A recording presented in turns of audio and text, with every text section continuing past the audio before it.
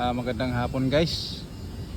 Kung nung isang araw ang ipinakikita ko sa inyo ay ang kamatis na ligaw o kamatis kubat na tinatawag nilang tomato cherry ano.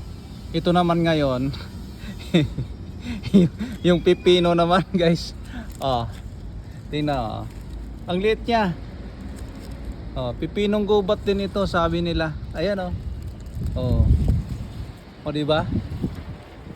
Mamaya tikman ko rin to. kung masarap itong pipino na to.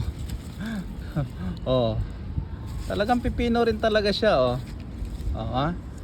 Kaso lang pagka nahinog siya guys, ito na ang nangyari sa kanya pag nahinog. Ayan kinakain na ng ibon Ito walang kain ng ibon ta. Ayan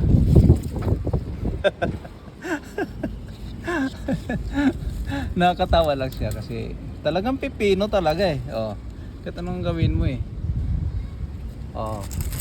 dami niyang bunga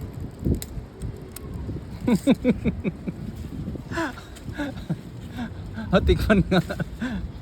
Tikman mo nga.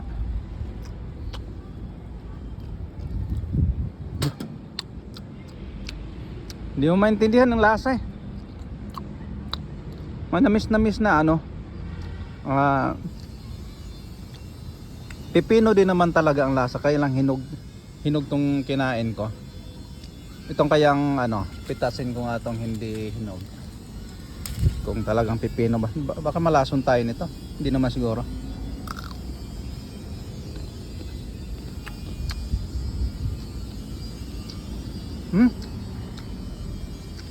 Parang pakwan ang lasa hindi pipino